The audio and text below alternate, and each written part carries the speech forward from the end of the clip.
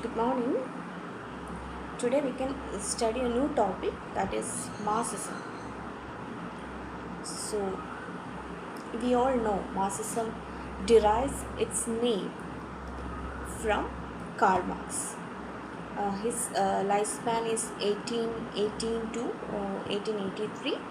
He was a German economist and a social philosopher. Then Karl Marx, is considered as the chief exponent of Marxism. Then coming to the age of Marxism, it is emerged in the middle of 19th century as an alternative to liberalism, or its economic form, that is capitalism. So we can say that Marxism emerged as an alternative to liberalism or as an alternative to capitalism. So before coming to Marxism, we have to understand, or we have to look into what's the wrongdoings of liberalism.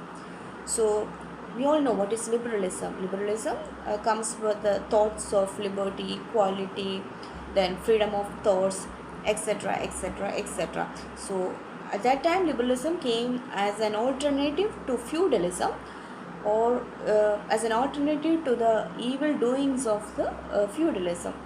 But liberalism had its own merits, but it had some of the demerits, or it couldn't do well. That's why liberalism, or because of this flaws of liberalism, there comes Marxism. Firstly, we can understand, or we can look into the flaws of liberalism. So why liberalism failed? So we all know liberalism arose in the 17th century Europe as a philosophy of human freedom. But by the middle of the 19th century, it became clear that the classical liberalism, with its doctrine of laissez-faireism, free market, failed to create the conditions of the human freedom. You all know the liberalism comes with human freedom, but as a time changes, the classical liberalism failed in its objectives. That is, it failed to create the conditions of human freedom, even though they come up with the doctrine of laissez-faireism as well as free market. Then as a result, the industrial workers or the working class people forced to live in the subhuman conditions. They were subjected to all sort of exploitation.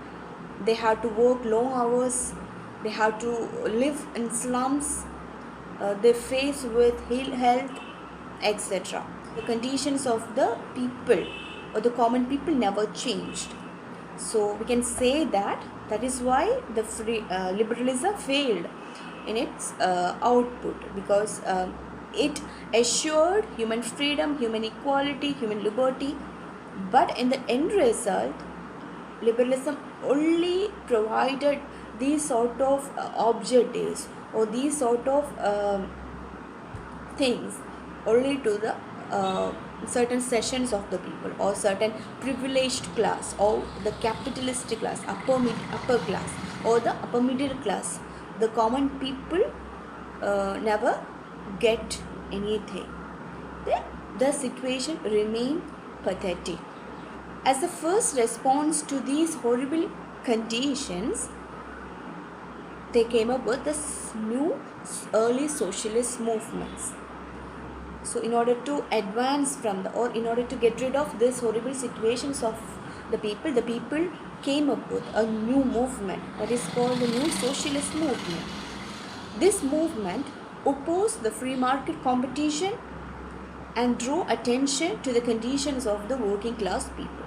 And the people who came up with this new socialist movement, or the early socialist movement, the main socialists were Saint-Simon, Louis Blanc, etc. So they talked about a more centralized economy under state control.